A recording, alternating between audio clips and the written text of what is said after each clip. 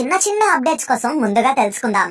రవితేజ గారు అలాగే హరీష్ శంకర్ గారి కాంబినేషన్ లో వస్తున్నటువంటి మిస్టర్ బచ్చన్ మూవీలో నుంచి జగ్గుబాయ్ లుక్ అయితే బయటకు వచ్చింది. అలాగే మూవీ యొక్క షూట్ కూడా 80% వరకు కంప్లీట్ అయిపోయిందట. మాక్సిమం సినిమాని జులైలోనే రిలీజ్ చెయ్యొచ్చు అని చెప్పి బయట టాక్ నడుస్తుంది. ఫ్యామిలీ స్టార్ కి వచ్చినటువంటి నెగిటివ్ రిపోర్ట్స్ ని దృష్టిలో పెట్టుకున్నటువంటి దిల్ రాజు గారు చాలా హర్ట్ అయ్యి ఒక పెద్ద డెసిషన్ తీసుకునే ప్లాన్ లో ఉన్నారట. ఇంతకీ ఆ పెద్ద డెసిషన్ ఏంటో తెలుసుకోవాలంటే ముందు మన రిపోర్టర్ మామ బ్రోని కాంటాక్ట్ అవ్వాలి. మామ బ్రో, ఇంతకీ అక్కడ విషయం ఏంటి?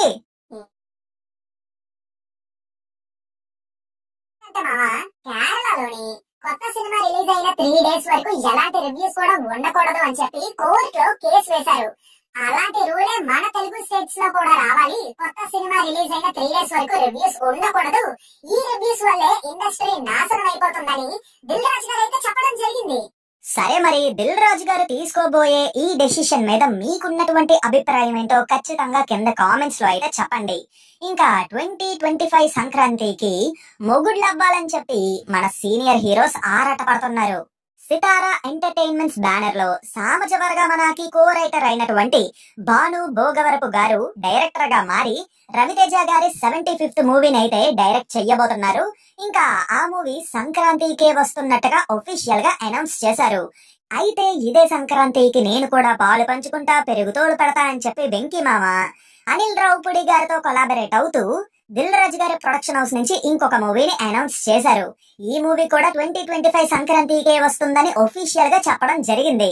అంతేకాకుండా ఆల్రెడీ చిరంజీవి గారు విశ్వంబర మూవీతోని సంక్రాంతికి వస్తున్నారు. అలాగే నాగార్జున గారు బంగారాజు 2 తోని 2025 సంక్రాంతికి వస్తారని చెప్పి టాక్ నడుస్తుంది. ఇంతకీ 2025 సంక్రాంతికి మొగుడు ఎవరవుతారనుకుంటున్నారు? మీ ఒపీనియన్ ని కింద కామెంట్స్ లో చెప్పండి. ఇంకా ఈ వీక్ లో వచ్చినటువంటి అప్డేట్స్ లోని మ్యాసివ్ అప్డేట్ ఏదైనా ఉంది అంటే అది ఖచ్చితంగా పుష్ప ది రూల్ టీజరే. టీజర్ అని చెప్పి గ్లింప్స్ రిలీజ్ చేయడం వల్ల కొంతమంది అయితే డిసప్పాయింట్ అయ్యారు. కానీ అల్లు అర్జున్ గారి డెడికేషన్ కి మాత్రం ఫిదా అయిపోయారు. ఆయన నట విశ్వరూపం ఈ మూవీలో చూస్తామని చెప్పి ఆ గ్లింప్స్ చూస్తేనే ఆ టీజర్ చూస్తేనే అర్థమయ్యింది. ఈ టీజర్ యూట్యూబ్ లో రికార్డులు క్రియేట్ చేయడమే కాకుండా కొన్ని కాంట్రవర్షీస్ కూడా క్రియేట్ చేసింది. దీనికోసం మన రిపోర్టర్ మామ బ్రో ఏమంటాడో చూద్దాం. మామ బ్రో, అసలు విషయం ఏంటి చెప్పండి. ఏం లేదు మామా, ఈ పుష్ప టీజర్ విషయంలో ఏదో తేడా ఇరుకు అని చెప్పి గోలగా ఉంది. అంటే 24 hours తర్వాత 40 million plus ఉన్న వ్యూస్ ఒక్కసారిగా 80 million plus ఉన్నట్టుగా చూపించడం జరిగింది.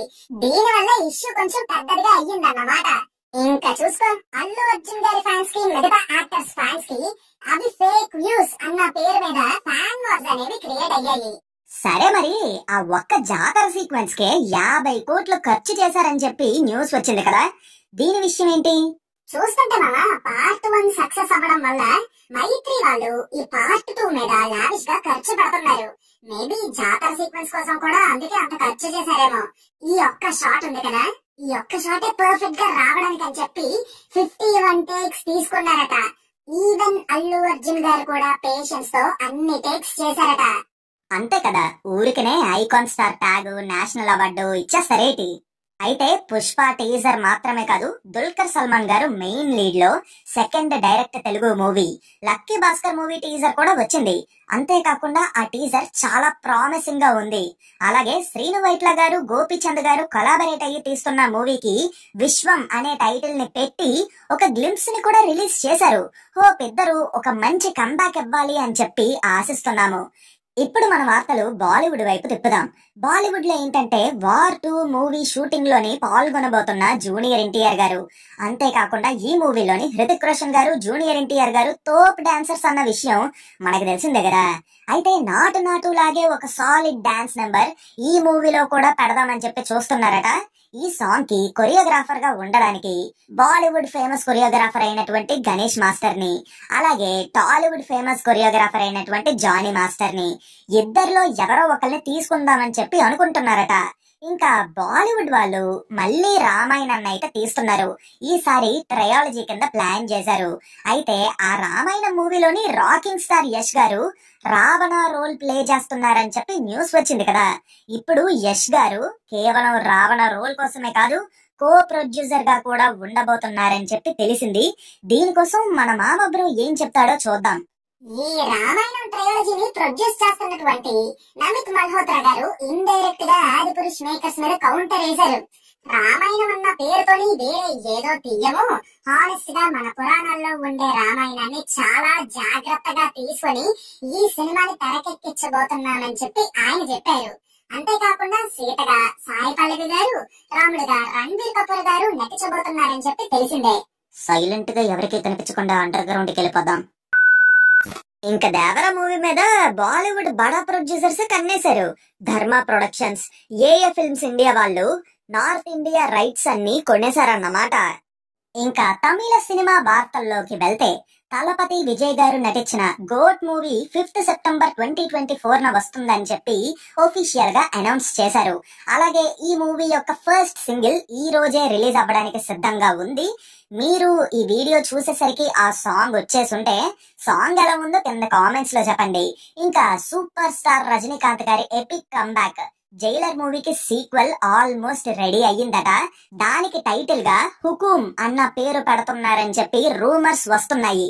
అలాగే రజనీకాంత్ గారి బేటయాన్ మూవీ అక్టోబర్ లో రిలీజ్ చేస్తున్నారని చెప్పి ఒఫీషియల్ గా అనౌన్స్ చేశారు. ఒకవేళ దసరాకి వస్తున్నట్టుగా అయితే దేవరాకి తమిళనాడులో టఫ్ కాంపిటీషన్ ఉండే ఛాన్స్ ఉంది. అలాగే game changer, Kanguva, Vidaamuyarchi movies కూడా అక్టోబర్ మీదనే కన్నేసాయని చెప్పి తెలిసింది. ఇంకా DJ Tillu pre release event లో జూనియర్ ఎన్టీఆర్ గారు కాలర్ ఎగరేయటం వల్ల దేవరా మూవీ బ్లాక్ బస్టర్ అని చెప్పి జూనియర్ ఎన్టీఆర్ గారి ఫ్యాన్స్ ఫిక్స్ అయిపోయారు. మామ బ్రో, అసలు జూనియర్ ఎన్టీఆర్ గారి ఫ్యాన్స్ స్పందన ఏంటి?